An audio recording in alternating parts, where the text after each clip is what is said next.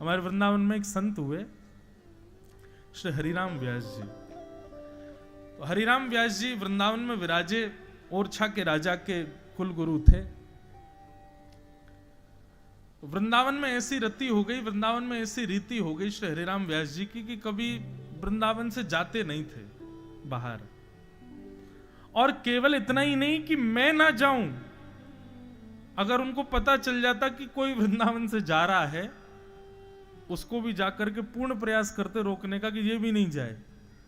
हरिराम व्यास जी को पता चल जाता कि कोई ब्रजवासी छोरी को ब्याह कहीं बाहर रह रहा हो तो घर वाले इनसे लड़े हुए चले जाते। बोले अरे कितनो भाग्य याको ब्रज में लो, और तुम जाको ब्याह कहीं बाहर कर रहे हो। अरे ऐसा करो ब्रजते ब्रज में ही ब्याह जाए ताकि ब्रज नहीं छूटे याको। ऐसे श्री हरिराम व्यास जी स्वयं तो छोड़ते ही नहीं थे, और इस बात को वो इस रूप में लेते थे कि मैं नहीं छोड़ता, ये नहीं है, ठाकुर जी नहीं छोड़ते मुझको, या मारे मेरो ब्रजवास है, या मारे मैं ब्रज में रहूं। एक बार कोई संत आए, बहुत अच्छा गाते थे। हरिराम व्यास जी के ठाकुर जी हैं श्री युगल किशोर जी, जो पन्ना में विराजते हैं। तो पेटी बजा के गाते थे। उनके छोटे से शालिग्राम थे। कुछ दिन के लिए वृंदावन आए थे। हरिराम व्यास जी से कहा कि हम अपने शालिग्राम को कहां लिए घूमे, आप इनको जुगल किशोर जी के पास ही बैठा दो, आप ही सेवा कर दिया करना। 10-15 दिन हम यहाँ थोड़ा रहेंगे, ठाकुर जी को राग सुना दिया करेंगे, फिर हम चले जाएंगे। और जैसी जाने की बात सुनते हरिराम व्यास जी कहते, ना जानो का एक आ गए, अब वृंदावन आ गए, मतलब अब वापस जाने के लिए नहीं आए हो, अब तो यहीं रहना है। लेकिन संत बोले अब ठीक है, जैसी आपकी इच्छा। 15-20 दिन तो बेचारे रहे, खूब राग सेवा करते, वृंदावन में घूमते। 15 दिन बाद वे आए, व्यास जी से बोले व्यास जी अब हमको आज्ञा दो। व्यास जी बोले काई की आज्ञा? बोले वृंदावन से अब जाएंगे वापस, अयोध्या की तरफ निकलना।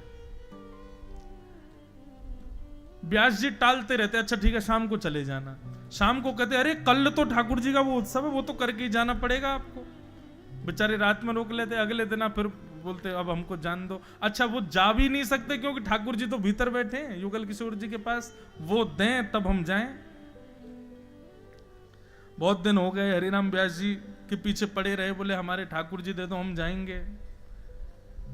तो हरिराम व्यास जी ने क्या किया, छोटे से शालिग्राम, उनकी डिबिया थी, बोले लाओ डिब्बा दो, हम ठाकुर जी को धर के दे देते हैं। डिब्बा लेके पर्दा करके भीतर गए और डिब्बा में फूल धर दिए, ठाकुर जी नहीं धरे। और वहीं खिड़की पर एक चिड़िया का घोंसला था, छोटी सी चिड़िया बैठी थी। हरिराम व्यास जी ने वो पकड़ के चिड़िया बैठा दी उसके भीतर, घोंसला उसमें डिब्बा में, और बंद करके दे दी उनको, लो चले जाओ, जल्दी आना वृंदावन। बोले जी। और सुनो ऐसे नहीं जाते वृंदावन से, वृंदावन से जाते समय यमुना जी में स्नान करना चाहिए और अपने ठाकुर जी को भी स्नान कराना चाहिए। तो पहले जमुना जी में स्नान कर लेना, ठाकुर जी को स्नान करा देना, तब जाना। बोले जो आज्ञा। आज्ञा मान के बेचारे जमुना जी पहुंचे। जमुना जी पहुंच के जैसे उन्होंने डिब्बा खोलो, सोई चिड़िया फुर्र करके उड़ गई आकाश में। अब तो वो उठा के देखें, फूल ही फूल धरे, ठाकुर जी तो है ही नहीं। रोते रोते आए, आकर के हरिराम व्यास जी से बोले बहुत अनर्थ हो गया। बोले क्या? बोले ठाकुर जी उड़ गए हमारे। व्यास जी बोले अरे हम तो तुमसे पहले ही मना कर रहे थे कि वो वृंदावन से जाना नहीं चाह रहे, तुम जबरदस्ती ले जा रहे हो उनको। रुको तुम यहीं रुको, हम देख के आते हैं कहीं जुगल किशोर जी के पास तो नहीं है। और ऐसे उनको दिखाते हुए गए, और जुगल किशोर, अरे देखो जे बैठे तुम्हारे ठाकुर जी, देखो ये रहे, तुम तो ले जा रहे थे, ये चिड़िया बन के आ गए, फिर से यहीं बैठ गए, अब भैया तुम वृंदावन से जाओ ही मत। और उस व्यक्ति ने अखंड ब्रजवास ले लिया। ऐसी सिचुएशंस जो होती है ना, इनको कहते हैं कि ठाकुर जी पीछे पड़े हैं हमारे। हम तो चाहते हैं कि हम छोड़ें, हम तो चाहते हैं कि हम कथा में नहीं जाएं, हम तो चाहते हैं कि वृंदावन से वापस आएं, लेकिन ट्रेन छूटी नहीं है, छुड़वाई है इन्होंने। ये जो हमारे प्रोग्राम एक्सटेंड हो रहे हैं ना, ये करवा रहे हैं। इसका मतलब ये समझो अब ठाकुर जी पीछे पड़ रहे हैं। भगवत कार्यों में आपकी अवधि जितनी थी उससे अधिक बढ़े तो समझो ठाकुर जी पीछे पड़े हैं अब।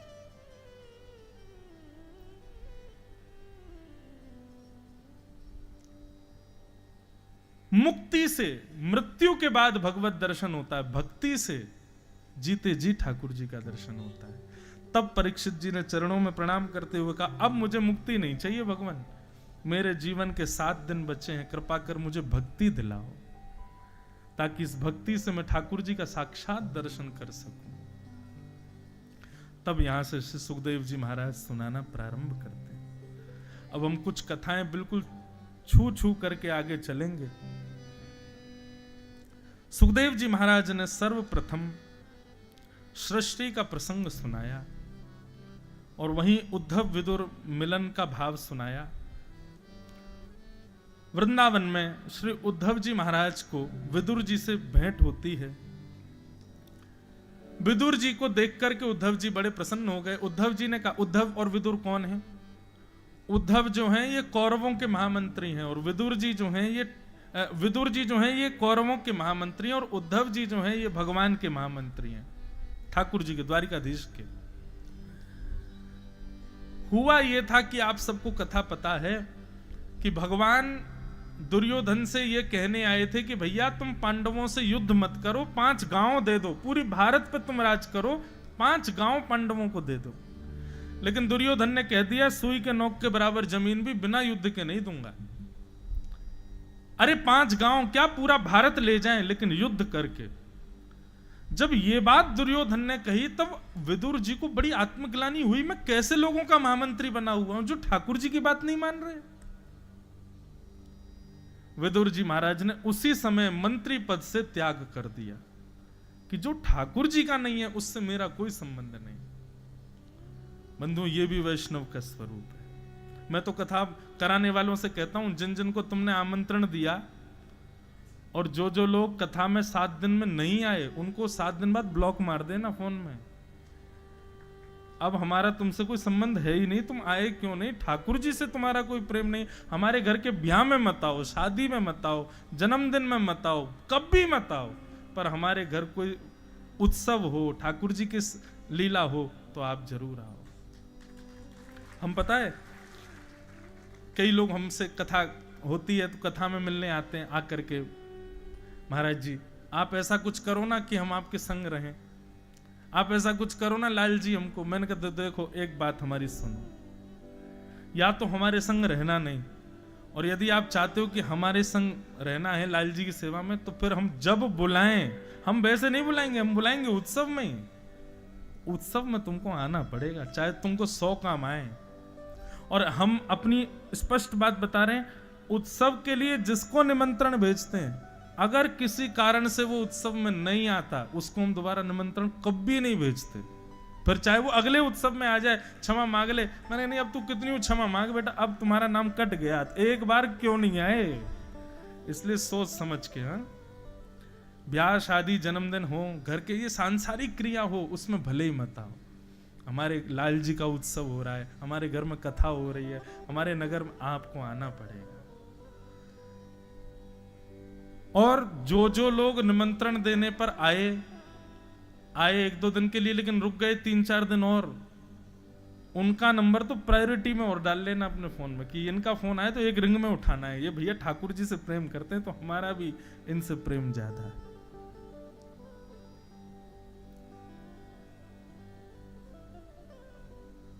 तो विदुर जी ने मंत्री पद का त्याग कर दिया और यहां श्री उद्धव जी महाराज ठाकुर जी की लीला पूरी होने के बाद भगवान ने इनको आज्ञा की, मेरी पादुकाएं लेकर के तुम चले जाओ बद्रीनाथ। और बद्रीनाथ में आज भी श्री उद्धव जी महाराज विराज रहे हैं। अभी 6 महीने के लिए बद्रीनाथ जी के कपाट बंद होते हैं तो श्री उद्धव जी का उत्सव विग्रह पांडुकेश्वर में आता है और वहां पर उनकी पूजा होती है। दोनों भक्तों का मिलन, यहां वो मंत्री पद का त्याग करके आए थे, उद्धव जी पादुका लेके बद्रीनाथ जा रहे थे, दोनों का मिलन वृंदावन में हुआ। उद्धव जी को देखते विदुर जी बोले, अरे उद्धव सब छोड़ो, ये बताओ ठाकुर जी कैसे हैं। उद्धव जी के नेत्रों में आंसू आ गए, बोले कि विदुर जी ठाकुर जी तो लीला पूरी करके चले गए और अपनी पटके में से निकाल के भगवान की पादुका दिखाई, ये पादुकाएं हैं, इनको लेके मैं बद्रीनाथ जा रहा हूं। ये समाचार सुनते ही विदुर जी बहुत रोए। विदुर जी कहने लगे, उद्धव, ठाकुर जी ने मेरे बारे में कुछ कहा, एक बार भी कभी उनको मेरी याद आई थी क्या? उद्धव जी बोले, मैं मुंह पर बड़ाई नहीं कर रहा हूं या तुमको प्रसन्नता हो इसलिए नहीं कह रहा हूं, लेकिन ठाकुर जी ने लीला पूरी करने से पहले भागवत धर्म का उपदेश दिया था। मैं, मैत्रेय मुनि और 3-4 कुछ और विद्वान भी वहां बैठे थे प्रभाषित क्षेत्र में। तुम विश्वास नहीं मानोगे विदुर, हर प्रसंग के बाद भगवान कहते थे, उद्धव, अगर तुम 4-5 लोगों में मेरा विदुर भी यहां बैठा होता तो कितना आनंद आता ना। तुमको मेरा विदुर मिलेगा तो उसको तुम आज्ञा कर देना, वो मैत्रेय मुनि के पास चला जाएगा, मेरे द्वारा दिया गया ज्ञान मैत्रेय मुनि उसको देंगे। ये बात सुनकर के विदुर जी बड़े प्रसन्न हुए, ठाकुर जी मुझको याद करते हैं। तब श्री विदुर जी महाराज मैत्रेय मुनि के आश्रम हरिद्वार गए और हरिद्वार में उन्होंने जाकर के भगवान का अंतिम उपदेश भागवत धर्म मैत्रेय मुनि से सुना। बहुत सुंदर, बहुत ज्ञानवर्धक प्रसंग है, थोड़ा सा स्पर्श कर देता हूं ना।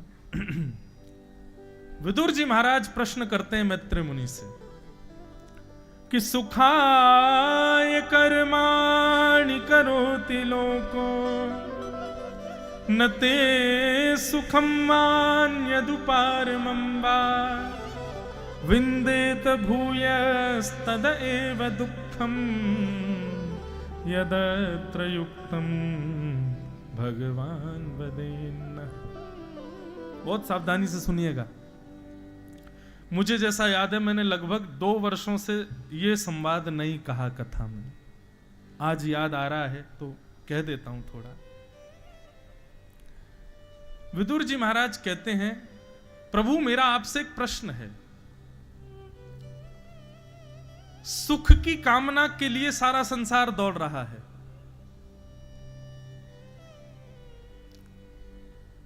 चाहे वो एक लेबर क्वालिटी का व्यक्ति हो, चाहे वो स्टैंडर्ड क्वालिटी का व्यक्ति हो, चाहे वो हाई स्टैंडर्ड क्वालिटी का व्यक्ति हो, हर व्यक्ति सुबह से शाम तक क्या करता है?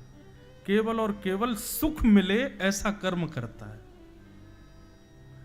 कोई ईंट उठाता है, 200 रुपए वेतन पाता है, उसमें चाहता है कि मुझे सुख मिले। कोई बड़ी बड़ी फैक्ट्रीज चलाता है, 200 करोड़ का टर्नओवर चाहता है, करता है, और उसके बाद भी क्या चाहता है कि मुझे सुख मिले। 200 रुपए और 200 करोड़ दोनों के व्यापार को करने वाले की कामना एक ही है, सुख।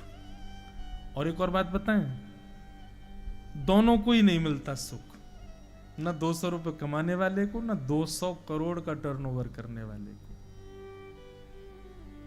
जगजीत सिंह की एक गजल है, हर तरफ है जगह बेशुमार आदमी, फिर भी तन्हाइयों का शिकार आदमी। हर तरफ है जगह बेशुमार आदमी, हर तरफ है जगह। सुबह से शाम तक बोझ ढोता हुआ, सुबह से शाम तक बोझ ढोता हुआ, चैन खोता हुआ, बार बार आदमी, हर तरफ हर जगह बेशुमार आदमी। सब दुखी हैं, लेकिन आप सब लोग अभी अपना फोन निकालो, सेल्फी मोड ऑन करके अपना चेहरा देखो, कितने खुश लग रहे हो। क्यों? दीन कहे धनवान सुखी, धनवान कहे सुख राजा को भारी, राजा कहे महाराजा सुखी, महाराजा कहे सुख इंद्र को भारी, इंद्र कहे चतुरानन को सुख, ब्रह्म कहे सुख विष्णु को भारी, तुलसीदास विचार कहें हरि भजन बिना सब जीव दुखारी। वास्तव में सुखी वही हैं जो ठाकुर जी का भजन कर रहे हैं, ठाकुर जी की शरण में बैठे हैं, ठाकुर जी की कथा सुन रहे हैं, ठाकुर जी का दर्शन कर रहे हैं। क्यों? ठाकुर जी के गैर शरणागत लोग दुखी क्यों हैं? क्योंकि अपनी जिम्मेवारी अपने ऊपर लिए बैठे हैं। हम इतने सुखी क्यों? हमने अपनी सारी जिम्मेवारी ठाकुर जी को दे रखी है, क्या हमारे हम प्रसन्न हैं? हमको चिंता की कोई बात ही नहीं। लेकिन यहां प्रश्न जो है उसको ध्यान से सुनो। हर व्यक्ति मेहनत करता है, कर्म करता है केवल एक आकांक्षा से कि मुझे सुख मिले, तो भी उसको सुख क्यों नहीं मिलता? ये विदुर जी महाराज का प्रश्न।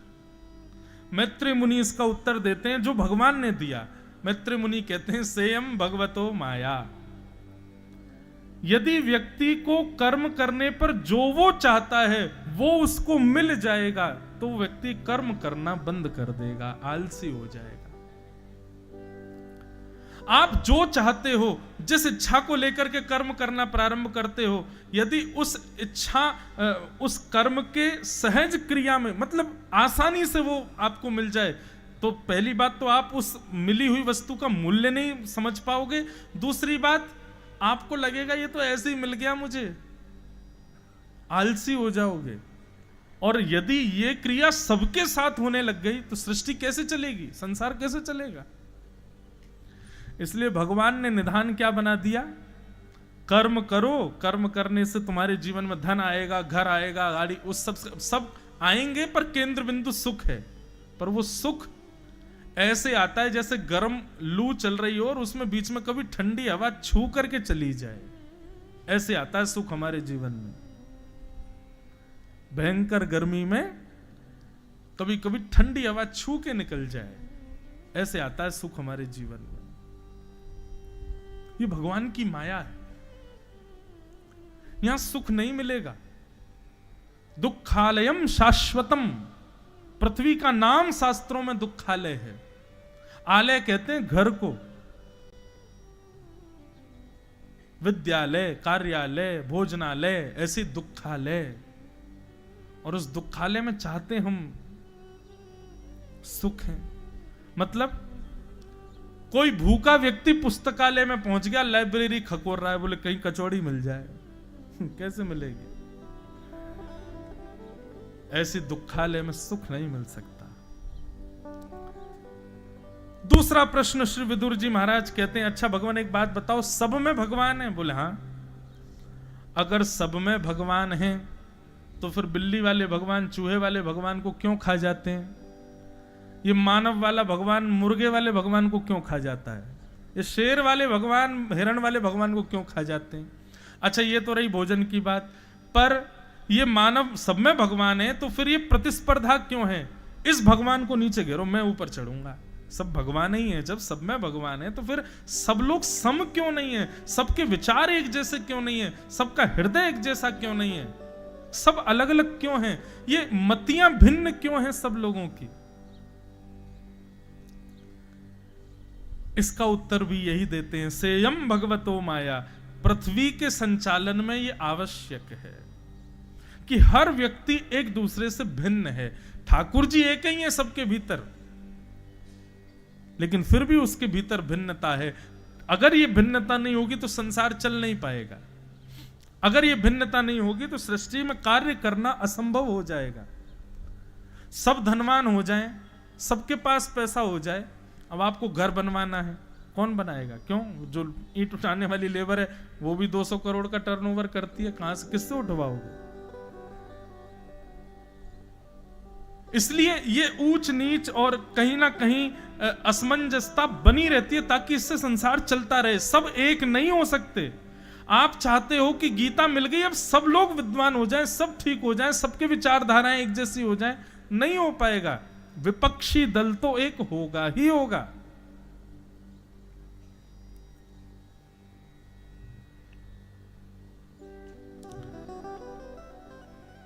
और यहां से सृष्टि का प्रसंग सुनाना प्रारंभ किया।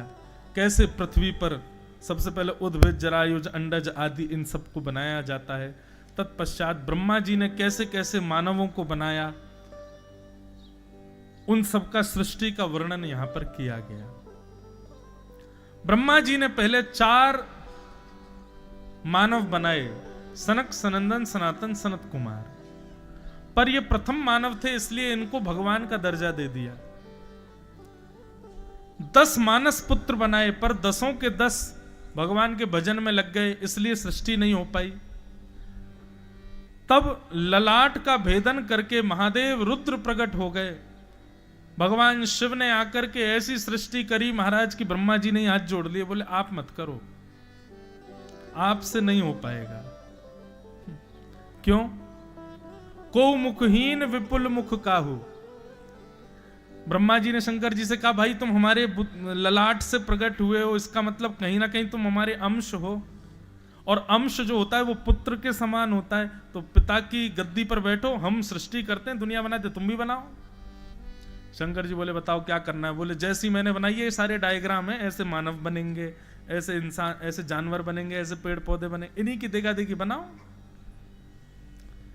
शंकर जी बोले अपनी क्रिएटिविटी तो दिखाऊं मैं। पिताजी तो ऐसी नॉर्मल बना रहे हैं, 2 आंख, 1 नाक, 2 कान, 1 जीभ, 2 हाथ, 2 पैर, इससे क्या आनंद आ रहा है? को मुखहीन, किसी को बिना सर का ही बना दिया, बिना सर के ही घूम रहा है, केवल धड़ है और धड़ में से ही आवाज आ रही है। और विपुल मुख काऊ, किसी के बहुत सारे मुख बना दिए। किसी के 2 आंख नहीं है महाराज, चारों तरफ आंखें बना दी, वो कहीं से भी देख सकता है किसी को भी। किसी के बहुत सारे हाथ बना दिए, किसी के बहुत सारे पैर बना दिए, कोई बिना पैर का बना दिया। इस प्रकार की पूरी सृष्टि बना दी शंकर जी ने। ब्रह्मा जी ने विधान बनाया था कि ये लोग रोटी सब्जी खाएंगे, दाल चावल खाएंगे, तब इनका जीवन चलेगा, पर शंकर जी ने उल्टा कर दिया। ये पेड़ भी खा सकते हैं, ये पहाड़ भी खा सकते हैं, ये नदियां पी जाएंगे। ऐसी सृष्टि बना दी महाराज। मानव के पास केवल इतनी ताकत है कि वो अस्त्र शस्त्र चला सकता है। शंकर जी बोले इसमें आनंद नहीं है, इसमें ऐसी ऐसी भीतर में चीजें डालूंगा, मुख खोले और आग निकले, सबको भस्म कर दे। ऐसे मानव बना दिए शंकर जी ने। ब्रह्मा जी बोले देख के आए शंकर जी कैसी सृष्टि कर रहे हैं। जैसे ही आकर के पृथ्वी पर देखा तो ब्रह्मा जी कोई खाने दौड़े सब। ब्रह्मा जी गए शंकर जी के पास, बोले क्या कर रहे हो बेटा? बोले सृष्टि कर रहा हूं। पिताजी देखो आपने जो बताया मैंने उससे बढ़िया बनाई है, देखो ये देखो कैसे कैसे।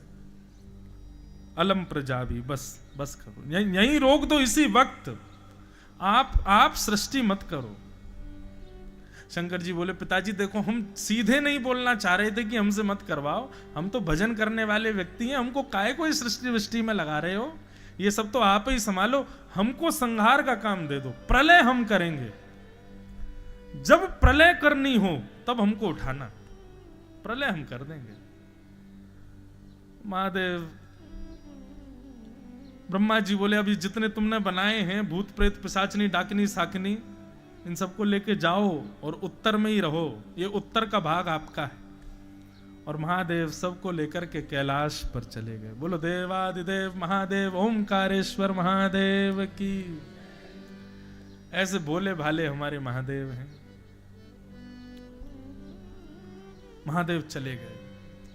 तब ब्रह्मा जी ने विचार किया और अपने अंग को 2 रूपों में परिवर्तित कर दिया। स्वयंभू मनु और शत्रुपा प्रकट हो गए, प्रथम मानव। इनके 3 पुत्र, इनकी 3 पुत्री और 1 पुत्र हुए। आकुति, देवहूति, प्रसूति 3 पुत्री हुई। अब यहां पर प्रथम पुत्री की कथा आती है, देवहूति। बहुत ध्यान से सुनना। देवहूति माता का विवाह कर्दम ऋषि के साथ में हुआ। कर्दम ऋषि ब्रह्मा जी की छाया से प्रकट हुए थे। कर्दम ऋषि ने 1000 वर्ष तक भगवान की तपस्या की। और भगवान जब प्रकट हुए तो भगवान से मांगा कि नाथ मुझे एक ही वरदान चाहिए कि तथा सचाहम परिवोडुकाम समान शीलाम ग्रह में दधेनु उपेवान मूलम शेष मूलम दुराशय काम दुदांग्रिपश्य। सदैव ठाकुर जी से ऐसा मांगो। कितना सुंदर भाव। सब लोग ध्यान से सुनना। बंधुओं, ठाकुर जी से कभी कुछ नहीं मांगना चाहिए। लोग कहते हमारे संतान नहीं है, ठाकुर जी से मत मांगो। हमारा व्यापार नहीं चल रहा, ठाकुर जी से मत मांगो। हमारे घर ने औरों की क्या, हम खुद मना करते हैं कि ठाकुर जी से मत मांगो, पर यदि इस भावना से आप मांगो तो मांग सकते हो। भावना क्या है? 1000 वर्ष तक तपस्या करने के बाद कर्दम ऋषि कहते हैं, हे ठाकुर जी आप कृपा कर दो कि मैं आपसे जितना प्रेम करता हूं, मैं आपको जितना चाहता हूं, मैं आपका जितना भजन करता हूं, मुझसे भी दुगना भजन करने वाली, आपसे प्रेम करने वाली, आपको चाहने वाली ऐसी एक कन्या से मेरा विवाह हो जाए, मेरे को पत्नी रूप में मिल जाए। पुत्र मांगो, पर किस भाव से मांगो? हे ठाकुर जी हम आपका जितना भजन करते हैं ना, हमसे भी ज्यादा भजन करे, हमसे भी ज्यादा आपको याद करे, हमसे भी ज्यादा आपकी उपासना करे, हमसे भी ज्यादा आपकी सेवा करे, ऐसा पुत्र जीवन में दे दो। इस नाते से पुत्र मांगो, चलेगा। हे ठाकुर जी खंडवा में हमारा ऐसा घर बन जाए, अभी हम जितनी भक्ति करते हैं ना, ऐसा घर बने, वहां जाकर के आपकी और याद आया करे, आपकी और भक्ति करें, आपको और ज्यादा स्मरण की इच्छा। तो इस नाते से कुछ भी मांगो, सब चलेगा। पर इसका मतलब ये नहीं है कि घर बनवाना है तो महाराज जी ने बढ़िया तरीका बताना है, इसी नाते से ही मांग लो। चाहिए तो घर, केंद्र में घर नहीं, केंद्र में पुत्र नहीं, केंद्र में पत्नी नहीं, केंद्र में भगवान की भक्ति, तो आप कुछ भी मांग सकते। कर्दम ऋषि बोले, ऐसी पत्नी से मेरा ब्याह हो जाए जो मुझसे भी ज्यादा आपसे प्रेम करती है। ठाकुर जी इतने प्रसन्न हो गए, वाह कर्दम ऋषि, आपसे भी ज्यादा हमसे प्रेम करने वाली कन्या परसों आपके जीवन में आएगी, उसका नाम है देवभूति, उससे आपका ब्याह होगा। कर्दम ऋषि बोले, बड़ी कृपा भगवान, जय हो, दंडवत।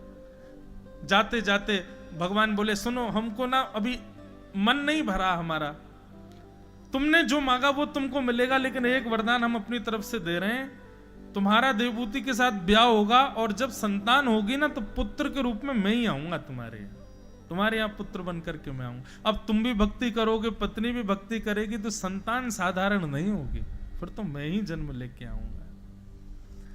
कर्दम ऋषि तो आनंदित हो गए और कर्दम ऋषि का विवाह 3 दिन के बाद देवभूति के साथ हुआ। देवभूति और कर्दम ऋषि की 9 पुत्रियों ने पहले जन्म लिया। 9 पुत्रियों का विवाह कर्दम ऋषि ने कर दिया। 10वीं संतान के रूप में भगवान कपिल पधारे। बोलो कपिल भगवान की जय। कपिल भगवान का अवतरण हुआ। अवतरण होते ही ज्यादा बाल्यावस्था में नहीं रहे ठाकुर जी, अपने आप ही थोड़े पौगंड अवस्था की ओर आ गए।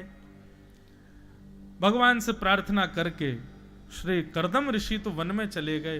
देवभूति माता को ज्ञान उपदेश भगवान ने किया।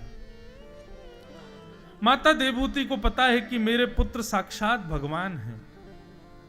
देवभूति माता ने कहा, यह अवसर बार बार नहीं आएगा, अपने जीवन का उद्धार कर लूं, पूछ लूं ठाकुर जी से। और देवभूति माता ने भगवान की स्तुति गाते हुए ठाकुर जी से कुछ प्रश्न किए। इसी को कपिल देवभूति संवाद कहते हैं। हम जिस दिन सोचते हैं कि आज जल्दी जल्दी प्रसंग कहेंगे, उस दिन और ज्यादा समय लगता है कहने में।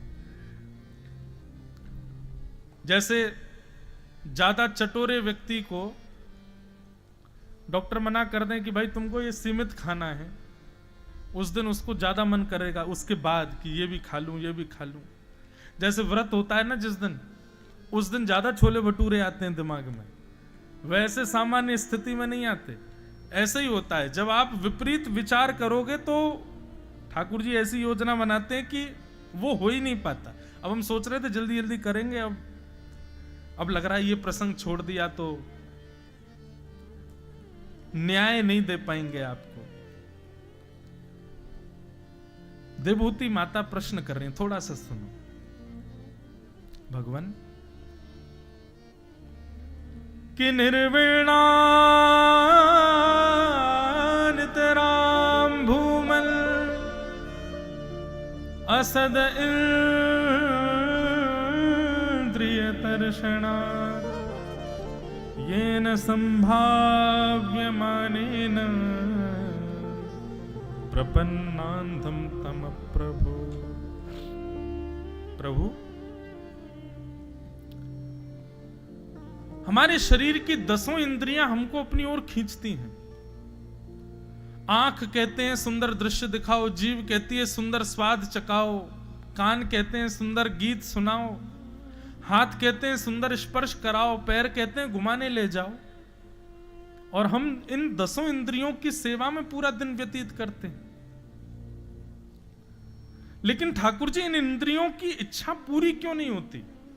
एक बार जीव को मनचाही वस्तु दे दी तो फिर जीव की इच्छा पूरी हो जानी चाहिए, वो पुनर्प्रकट क्यों हो जाती है?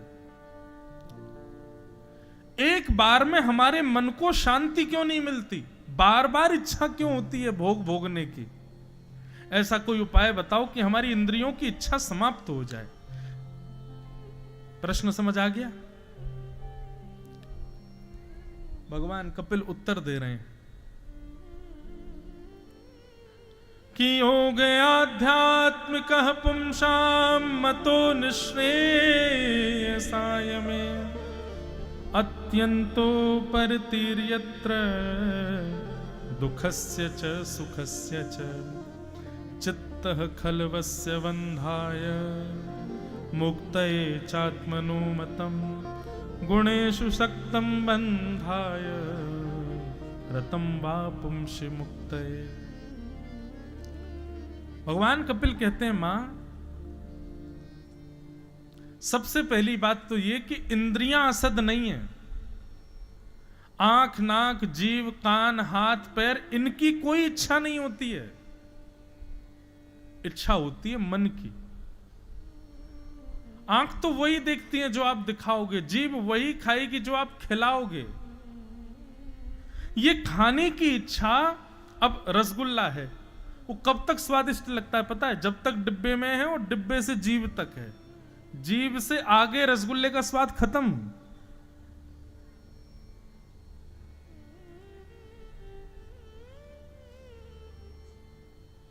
ये इंद्रियों की इच्छाएं नहीं है, ये मन की इच्छा है मां।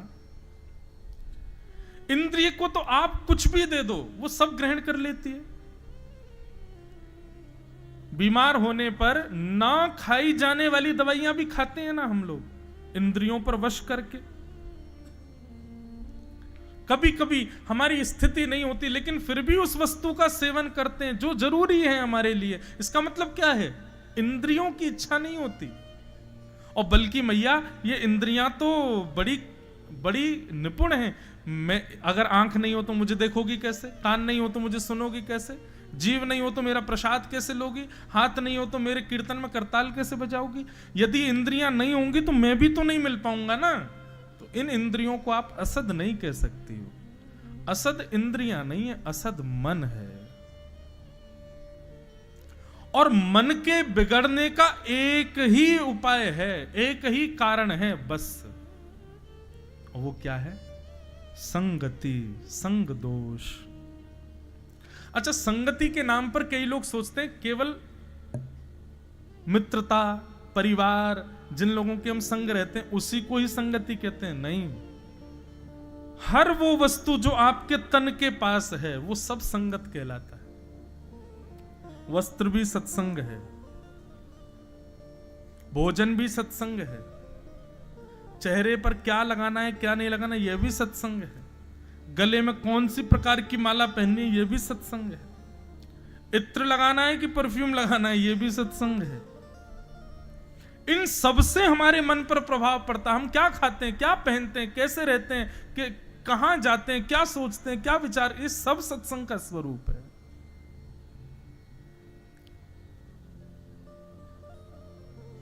मैया, आपने यदि अपना संग सुधार लिया तो मन सुधर जाएगा, और मन सुधर गया तो इंद्रियां अपने आप सुधर जाएंगी। और मन कैसे सुधरेगा? बोले मन को सुधारने के लिए ये 5 गुण जिसमें हो उसका संग करो। 5 गुण कौन कौन से? तितिक्षवः कारुणिका सुहृदः सर्वदेहिनां अजात शत्रवः शांता साधव साधुभूषणा। 7-8 वर्षों से कथा करते हुए एक चीज का अनुभव हो गया कि ये 5 गुण मैंने तो कभी किसी में नहीं देखे। कौन कौन से 5 गुण है? पहला गुण सहनशीलता, पेशेंस।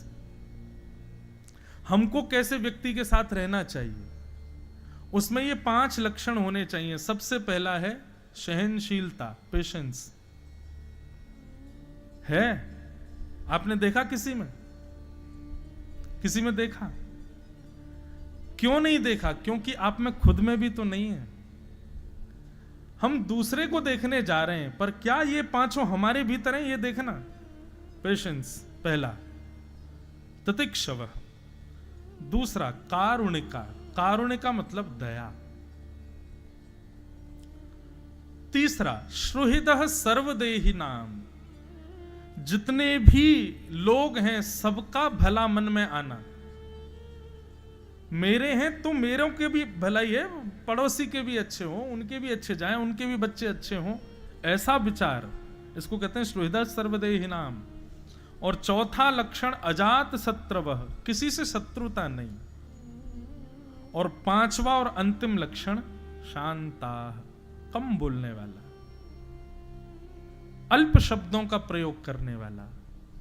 ये 5 लक्षण जब किसी में हो और आप उसके संग रहना प्रारंभ कर देते हैं, तो निश्चित है मां, आपका मन जो है ना वो अपने आप सुधर जाएगा। उसमें जितना दूषित है स्वभाव, उसका गुण, उसके लक्षण, वो सब सुधर जाएंगे। पर हमने जो अनुभव किया ना कि ये 5 लक्षण किसी में नहीं है, क्योंकि हम में भी तो नहीं है, इसलिए हम पहले भीतर अपने लाने का प्रयास करें। ये 5 लक्षण कैसे लाए जा सकते हैं?